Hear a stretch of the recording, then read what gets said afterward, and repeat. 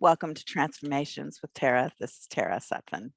And my guest and co-host is Jason D. McKean. And today we're going to talk about simplifying our workday. And in honor of Labor Day, it's Labor Day weekend in America.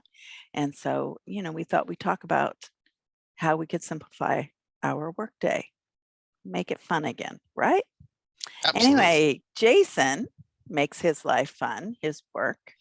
He is the Om Tarot Wizard. So he does a lot of therapy through tarot cards. And he also is a hypnotherapist. So he's an actual therapist. And he is the voice of over 1 million sold Om recordings throughout the world. And usually I name them. Should we name them today, Jason? It's a holiday. It's a holiday weekend. You can Maybe we take a should break. take a break. Now let's do it. It's Om Beats, Om Cosmos, Om Indigenous, Om Sanctuary, Eternal Om Serenity, Om Eternity. Did I say Om Sanctuary already? I think I did. Yes, you did. Yes, I did. And 108 sacred Oms. Is it Om Shiva Shakti Namaha?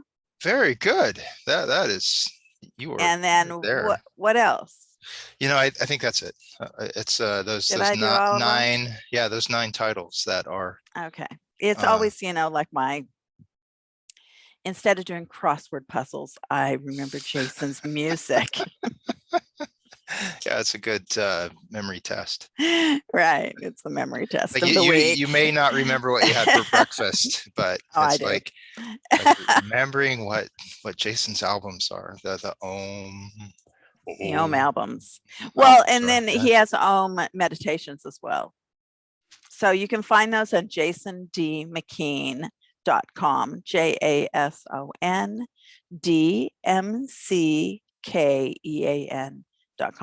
And also you can find it out. Pretty much everywhere, right?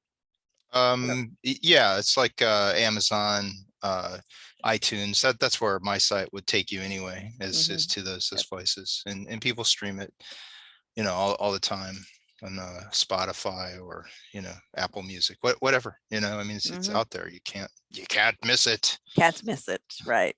It's great. Anyway, so labor, I think that both of us enjoy our jobs very much. Yeah, we enjoy our like work, right? It's like the work that we feel like we have the natural ability towards, that we've fine-tuned it, honed in on it over the years, and it's gratifying. It's fulfilling work. Very. So very nice. Yeah. And it's like the idea of, it's like you don't want to burn yourself out, even with those things that you are passionate about. It's like you don't want to just focus so intently on it that you never get away from it, because it's always good to take a few steps back, and then you can see if you need to change things up a little bit, the process of it.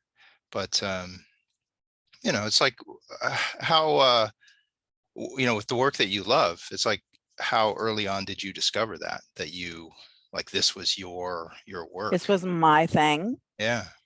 Well, I would think I was being groomed for my work all my life, because I had the near-death experience, when I was 6.5 weeks old. So, 7-hour-long surgery. So I think that that's where I would have, naturally gravitated towards what I do, all my psychic work, all my hypnotherapy, all my, writing. Anyway, so metaphysical divination systems, is what I really like and what I'm good at. So I would say that being groomed for it didn't necessarily consciously mean that I was ready to accept it.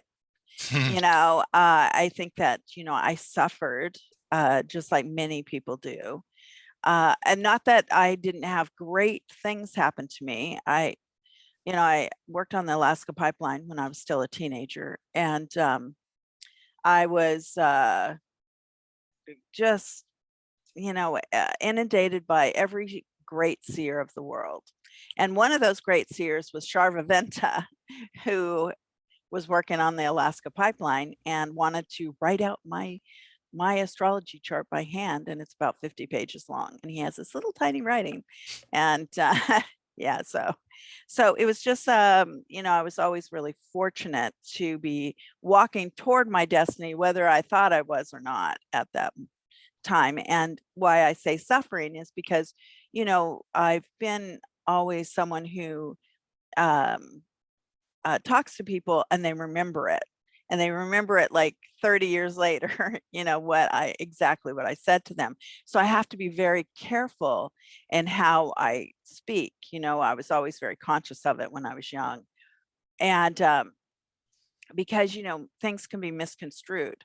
And I remember one time I was at a seminar in Colorado Springs, and I had said to a woman, oh gosh, she had wanted me to read her palm. And so I just took her hand and I said that she had an open heart. She wanted to take a vacation, but it was going to be postponed. It was going to be a different kind of vacation upcoming for her. That how much she was loved, and all this other stuff. But she hated me. She hated me by the time this reading was done. Hated. I really don't think anybody's really ever, since then has really kind of hated me. And I've done thousands, maybe even tens of thousands of readings. So I don't. But she just really hated me. And that that was a Sunday evening, and or afternoon. And by about, so I realized that she went off in a huff, and I didn't really think about it. But she said that I got a letter maybe about 9 days later or so. I got a letter, and on that Tuesday, it would have been a Sunday, and by Tuesday she had gone to the doctor, and she was prepped right away. They were going to do open heart surgery on her, and it was all this open heart thing that she needed work. Just, she didn't like it, but the metaphor of everything I said was so right on, that she said, oh my God, you prepared me, and I'm so much better because you gave me so much hope in the reading. And it was like, oh, thank God. But that idea of Right, where she took your words, right, remembered them, and right. reframed them, of Reframed them. course, after experiencing like a shift in vacation plans. Right, right, right. And and like, I did a lot of work this week with somebody. I had predicted that they would meet their soulmate, and it was just a really fun way that I told them how they were going to meet the soulmate, and of course it happened. And they are just such a beautiful couple. And we did a really it was so much fun. Anyway, doing some work with them this week. And not to say that it was fun work, because some of it's very sad, but deaths in the family and that sort of thing. But the other part of it is, enjoying my work, as far as not being afraid of my psychic ability, not being, that I'm not suffering in it anymore. I just, enjoy it, and allow whatever needs to be conveyed to other people, like, do it. So it became a non-laborious activity. So I enjoy my work a lot more. Do you get into a routine of it? Do you have like a way of scheduling your work, or will it like because sometimes because we take in clients and all that, sometimes we have Yeah. to like have the clientele as the like the focal point of the day, right, and then work everything around that. Yeah. Do you find that kind of like occurs during? Yeah, well, yeah, yeah, I mean, I just, work it in as a schedule, time management. It's called time management. Can I make it from here to there to the gym? Can I make it there to back from, the horse? Can I, that's my thing. Right. Yeah, I mean, but the gym And, and what? are the gym and the horse, are they work? I mean, are they part of the Whoa, I totally work at the barn. The barn, I'm my horse's personal slave. There's no doubt about it. But it's right. enjoyable work. She looks gorgeous. She's older now. I just lost my other horse, so, I had two that I was, always, and it's 107 outside, so it's very hot and I'm there hours. Yeah, yeah, it's pretty fun. If it was only one more degree, it would be that sacred 108. 8. You could like, Yeah. oh, be in All the right. Well, blessings I'll of that remember that in the 108. next few days. Yeah. And yeah, it's like 170. You're going, it's too No, hot. it is hot, But but there is 108, it's like, water oh, nearby. So, yeah. I worry yeah, about it's hot. the horses more than I worry about me. Of Yeah. course, of Yeah. course. Because I can figure out how to get out of it, as you know. It's the air conditioning in the car. Yeah. Yeah, So, I mean, but how is it that you can, if you look at your own day, because I can look at my own, scheduling as far as like the stuff I do, and it's like, what can I do to simplify it? What can I do to, you know, um, kind of flow from one thing to the next? Because there's a lot of moving parts right. to the work that I do, Well, and I'm sure it's the same with you. well, if you work around a lot of other people, you're not supposed to allow the gossip. You're not supposed to allow the complaints. It's all about being graceful.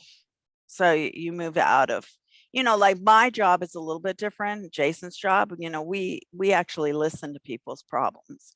We're there to help create solutions and to, maybe see an out for somebody. But your other coworkers are not. So creating complaints, the office politics, the work politics, the just not liking somebody, I've seen that. You see that everywhere because, and you have to trust that at face value, that you're not like thwarting a bodhisattva. You just don't know. Somebody uh you never know if a bum on the street's a bodhisattva. You don't know if somebody that you're working with is just having a terrible time and you just don't know anything about it. I mean, everybody has their problems. So it's really to live in grace and compassion. And even when somebody's like very defensive, a lot of times it's because they're so defensive because they feel they put a lot of pressure on themselves. Yeah. They don't like themselves very well. They're they're insecure, they're problematic in their own life. They create problems where there is none. That's a lot of people. A lot of problems. That person didn't like me. Yeah, So sometimes it's okay. we can simplify our own path by Mm, not taking on someone else's energy too. right. If someone around us is generating a lot of drama and stuff, it's like, if we recognize it, we can like, start a process of, it's like, not my, that's not, I don't have to take it on. Right. Right. Don't And carry the burdens of another. well No. said. Well said. I like that. Yeah. Another thing is over planning. Don't over plan. Even in your workday, too many projects. I'm a good one. I'm definitely one on that one.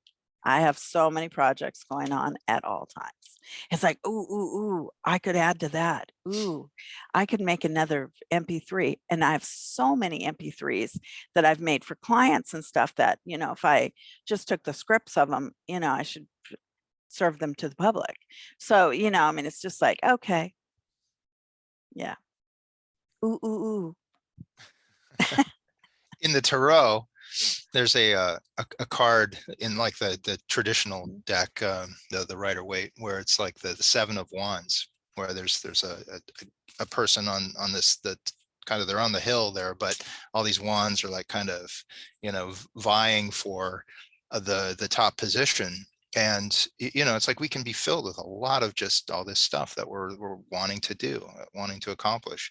And if we don't allow ourselves to just focus in on one thing, it's like we can feel like we're not getting anything done, and that can add to stress. It can add to a general just unease within ourselves. And so helping yourself like simplify your own ability to I mean, you said time management earlier, right? I mean, Yeah. that's a part of it. But there is it's not just about the time part. It's about compartmentalizing, you know it, like building these like barriers or whatever between each project, so that it's like, okay, I'm going to get this part done. I'm gonna allot the time to get these aspects handled, and then I'm going to move on to this. But while you're doing this, it's like, don't go into this, don't Yes. like go into something else. It's like focus, right? And that's Focus. that is a discipline, right? There's like an Mhm. acquired skill set if you don't naturally have the wiring just to like bring it in to that. It's like Well, I go ahead. I had to do that recently. I was working on a book. Finally, I've gotten the book done, and it's with the agent. Having the foreword and the introduction, created now. And the bottom line is I had to keep at it. I had Teachable. I've been paying for Teachable for a few years. Teachable is a very expensive program where it's classes.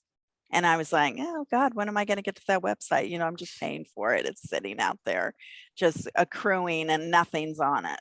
It's like, Tara, stop being a dork. So, but I had to get that book done. So I focused on the book. And, this is my big, huge client base, so, it's not just able just to sit and write the whole time. And plus, you don't like to do that even, to sit and write, it's okay, but it's not really for me, because I have a horse and I want to go to the gym, and I want to have a grandchild that I want to enjoy, kids that I want to enjoy and look at too. And brothers, like that one. Anyway, so the thing is that yeah, we had a great birthday party for him. Anyway, so then that was spectacular. It was it very was. just spontaneous, and it was filled with a lot of my favorite people. And I know, it was great. yeah, it It was was great. great. Thank You're you. welcome. Thank you. You're welcome. Anyway, and so, the other thing that I would say is to say no when you really have to, like when it's necessary. But I'm a person who's like really trying to help people say yes to their life, because we say no a lot when we really mean yes. We want a relationship, but oh no, I can't do that. Don't make any space in your closet, no space in any drawers, no space in, anywhere in a house to give anybody a space. You're not even creating space for somebody. So, how do you expect to like have somebody come in to fill that space? So there's a lot of, and I say this because of course my closet's to the nines. It's ready Anyway, to but yeah, it's ready to explode. Yeah, let's say like, I put a trunk in the garage. Yeah, for you. Now I have extra bedrooms for other closets and stuff. But the thing is that it's like, oh my God, But that I do think of that, like, okay, say yes to your life. Where are you going to say yes? So say yes, saying yes to your life. Yeah. But you did bring up that But no word but too, no. as far as Yeah. for again, kind of time management. You know, it's like one can say no to anything that feels like it's a way of getting you off track. Well, I say no on phone calls and emails a lot of times, and looking just randomly at social media.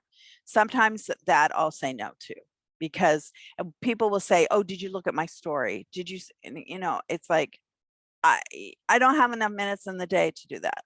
I mean, I wish I could, but you know, I already have my time management pretty much down. So, yeah, Did you look at my story? no, sorry. I looked at yours. You did? Yeah, you have like a line of Sedona shirts or something. Right, right. And I put up on Hoodies. yours. See, now I put yours up, your Archie notebook yesterday, I think. So I Yeah. did look. Thank Yeah. So, you. you know, I mean, I do stuff like that. It's just, you know, I just don't peruse a lot, like, especially stories. You know, as much as I like them, I can't do it. I got word this morning, like I woke up at like 4 in the morning or something like that, just to, you know, because I was up, and I looked at my email, and my second Archie book, Yeah. because I have a volume 2 with all the photos of him carrying his sticks Is or it coming? Do we veggies. have it? It's up. It's on Amazon now. Show us. It's Show called us. Oh, I don't have it. Oh, you don't have it No, yet. because it just Came showed out. up, but Okay. it's the subtitle, you know, because it's an Archangel Archie Mhm. series, and this one is called Sticks, Cones, Veggies, and Bones. Oh, how And so it has cute. him like carrying, you know, like you know, he loved like you know, broccoli stalks and these things that, and he would just kind of sit there with it in his mouth, and it and it would be like so cute with it. Endearing. He was a Yeah. very endearing dog. I mean, he was like a movie star. You know, he was a very beautiful, amazing dog.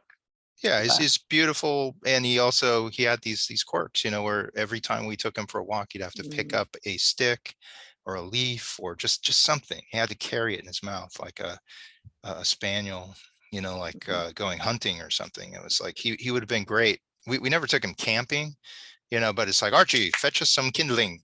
You know, it's like the only problem is he probably wouldn't have given up the stick. You know, it's Right. like after he got it, it'd be like, no, it's mine, and and hid under a tree or something, you know, to like just keep the kindling. But oh well. So yeah, Jason and I used to fight over all the dogs. Not fight. Not We like, you just know, we fisticuffs. want no. We'd who did the dog love the most? Yeah, It was me. it was me. Anyway, the dog had a lot of love. You know, it always loved both of us. But you know, Yeah. like we had the Sheltie. He was a gorgeous Sheltie, and he was, you know, totally Jason's dog. Yeah. Oh, he loved Jason, loved him. Yeah. Yeah, and yeah, really sweet. Yeah, but you know, But the collies but loved you. yeah, well, the collies, I loved our collies. Yeah, so much. Yeah, and then, you know, and I have my uh Beanie. Beanie loves you. Beanie loves me. He doesn't love me. He's been a funny dog. He doesn't really love anybody, but well, I don't know, he loves Cheyenne and he loves Everest. Hmm. He's kind of a girl dog that way, but he's just a goofy dog. He's always been a gargoyle. He's really a living troll, a living gargoyle. He is, and he's a Uh, goofball, French bulldog. He's been a goofball, and he's 11 now. And then I brought Sophia home from the Amazon, but she became Hunter's dog a lot, so we share her. She's not. I don't get to her full time because she just loves Hunter too. But Hunter and I did the same thing. Who does the dogs love more? Kind of. But you know, and then Ghost goes back and forth between us as well. But Ghost is his dog. Yeah, totally his dog. Yeah. So it's been funny. Yeah. Um, you know, Yeah, I, labor. I pulled another card, or I didn't pull it. I just, because I am the tarot wizard, it's like, Yes, like looking at ways of simplifying things, right? It's like right. the Six of Cups. I look to, in that card where, it's like seeing those kids at play and all, and just Yeah. like kids usually don't like overcomplicate, their playtime and all. They just kind of go for it, and they use their imagination and all. And it's like, being able to, like, when you're in the present moment, if you're trying to think 12 steps ahead there, it's like you catch yourself in that, and look to, bring it back into the moment, and finish what it is that you've started. Finish it there in the present, and then move on to the next, and to the next. It's like, I mean, I in certain, like, things that I've done, as far as like production wise and all, like if I've had to put together 100-page catalog, or something like that, it's like it's like, it can be like where everything is just kind of there in your consciousness, and you're there jumping from one to the next, to the next, to And the you're on next. deadline, Plus you have that print, pressure, printing which deadline. I find that I do well under pressure. Yeah, I I find usually do too. that is, if there's a time limit, that Mhm. one can just fit everything into that time limit, and just stay focused. But you're always finishing things in the moment. You're Mhm. not like leaving details that aren't unfinished, and then moving to the next. You're Mhm. finishing it there, moving on to the next, then moving on to the next, so that you're not like creating a clutter Yeah, of things that you have to then go back and fine tune and all. I know. So that Right. that is a way of, helping to simplify your work. Yeah, and that's with gardening or anything, any sort of outdoor work. I mean, you have to kind of finish one piece, to make up for the next. You know what I thought was really interesting? I did watch a show last night on Netflix just to relax, probably about 10:30. I watched Instant Dream Team, I think it's called, where they Instant Dream House, maybe that's it. Anyway, it's where they in 12 hours they redo someone's house. 12 hours. You have 250 people come in and do it, but it's like, wow. And they plan it out for about 3 weeks, but it's great. And the people don't know that they're coming in to redo the whole darn house. Yeah. It's a surprise to them. Yeah, somebody puts them in, like some mother put in her daughter, it was like amazing. 9 kids. Yeah, it was crazy. That's fun. Yeah. Yeah. But you can imagine stuff in a house where you have 11 people live. Yeah. There's stuff. Yeah. So, where they come in and they have to, it takes about 3 hours to try to get everything together out into the moving truck and then you got to bring it back in and set it up. It's like this whole thing. Yeah. It was crazy. Wow. Yeah. Well, I mean, it's like, is that a way of simplifying one's life, or, maybe having someone else do it? That's But I simplifies. just thought it was so interesting the way that they managed it, it was the managing of it that was so Mm. incredible. And they did special things, to the house. So it was Well, fun. I think that touches upon, though, something that does help to simplify one's life too, is the part of delegation.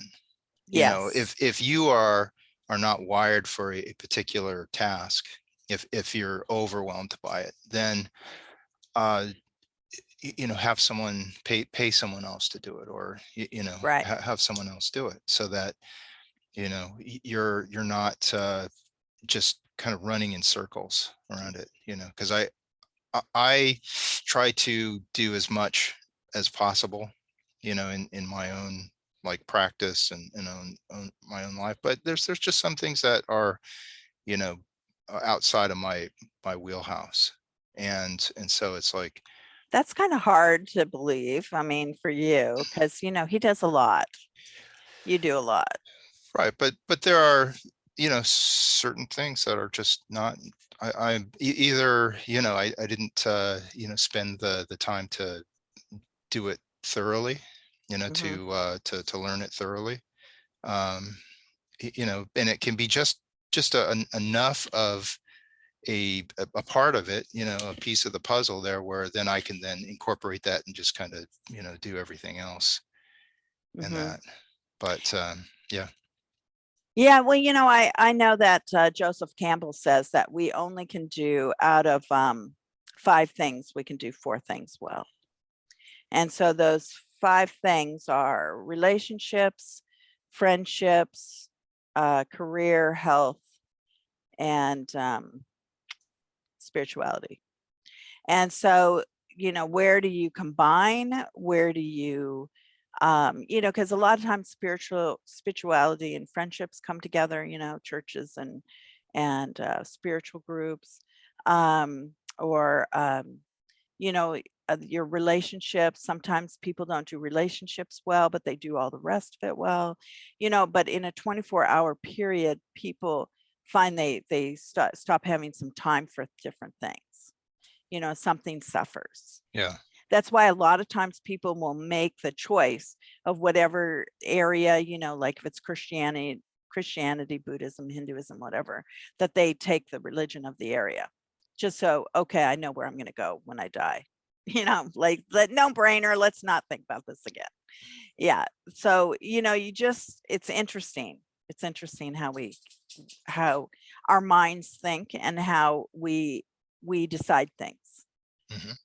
Because definitely, I would say my spirituality, I'm into all the modalities of what spirituality means, and study it as all the philosophies, so it's for me, it's not a set destination or a set thought process, and I definitely have all my friends through it for sure. Yeah. But then, Right. where's your health? Are you neglecting your health?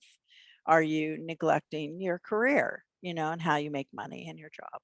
So, there's always, and again, say yes to life. We just have to start saying yes, even though we do have to say no if we're, like I said, the phone and emails, I'll say a lot of no to. Yeah. Yeah, distractions. There's a lot of things that are distractions Yes. in life. Well, and I mean, everyone and their brother has my phone number, because I've done readings for, and I've had this phone number for 25 years, something like that. So the thing is that it's out there. So, it's like, no, my assistant can handle the phone. And when she doesn't do it, it's okay. Somebody a text, somebody give an email, but I can't do long emails either. There's just none of that. Like LinkedIn, I have so many great people who contact me, and it's just like, oh my gosh. Yeah. Yeah, the social medias, Right. I mean, being able to allot time, to that, like where you don't just, every time your phone, beeps and buzzes and all that, because, I will turn my phone off. Yeah. Like if I'm in the middle of a reading, if I am in the middle of, doing something that requires my attention, I'll turn it off. Hmm. That, so because it every time it, like, there's a ding, it's like that, like there's a curiosity thing that can be sparked, it's like, oh, who is that? Or, it's like, what's new there that's going on. And And if you're needing to focus in, it's like it's terrible. So just like, I know. learn to just like, disconnect from that part of it. Doesn't mean that you're not getting your messages and all. It doesn't mean that you're ignoring your friends or family. It should means that you have stuff that you need to focus in on. And then, when you're done with that, then you have that time to catch up and to say, oh, okay, this person, this. Um, I'm hearing myself saying that, and I'm wondering, am I like old school? Do the kids of today, the younger generation, do they have that already like worked out? Where they can like do their phone and all that stuff and do 20 other things at once. Well, but they might not have, the therapy list that you have, or the tarot readings and appointments you have, that sort of thing. It's a whole different thing. At that point, they might be just socializing. And then where's that socializing getting you? Sometimes we socialize and it's empty. So we have to be careful on that we're not being productive somewhere. Right. Because Yeah, being productive is good. that we're not like building ourselves, right? Yeah. In the world, that we're being too social. Yeah. And just settling for a smaller role in life. Well, somebody once got mad at me at a seminar and said that I invited all my friends to the seminar. And it was like, no, I barely knew anybody. It's because seminars are really fun and everybody's having a great time. And it was just like, they probably just wanted to be more serious, but whereas everybody else was on a vacation. And so it's like, no. Right. It's like spirituality. Let's take it seriously. Right. Whereas I do take it very seriously, but Of course, but it's it's we're also having fun too. yeah, let's make it all the modalities, so we can laugh a little bit. Yeah. Speaking of which, you don't you have like a seminar coming up? I do. I have a great seminar coming up. It's actually filling up quite fast. So if anybody wants to come, it's on October 8th and 9th in Sedona. I have it at the ranch. So I rent a whole ranch. So it's really fun. That's coming up soon. I mean, that's like a month. It's in a month. And the details are on my website at www.tarainsight.com.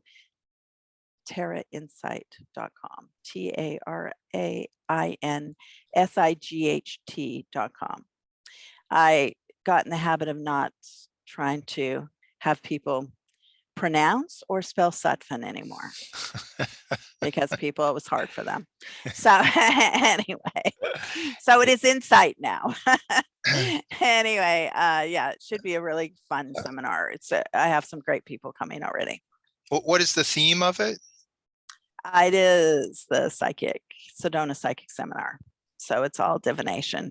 Yeah. We're a psychic. We're right next to the vortex. We're on this ranch. It's really fun. It's really, really fun.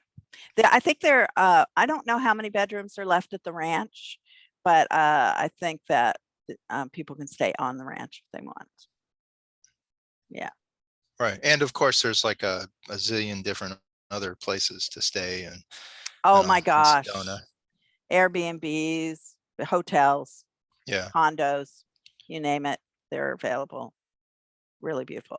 October 8th and 9th in Sedona. Awesome. Mm-hmm. Awesome. And it's like a 2-day, right? Saturday, Sunday? 2-day. And then the hostess, she creates this incredible, her and her husband create a beautiful vegan feast.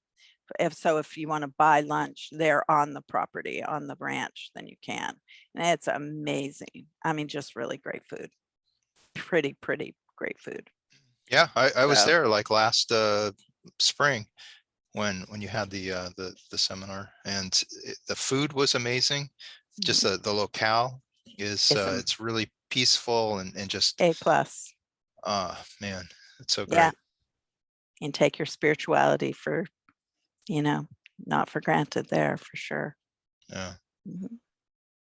Wonderful. Mhm. Wonderful. Well, thank you, Tara, for Yeah, thank you, Jason, for being on the show today. And let's say your website one more time for everybody. so it's Jason D. McKean, JASONDMCKEAN.com, and has my links to my books, the Magic Channel tarot reading with the tarot wizard, and I'm up to like 20 some odd 5-star reviews in it.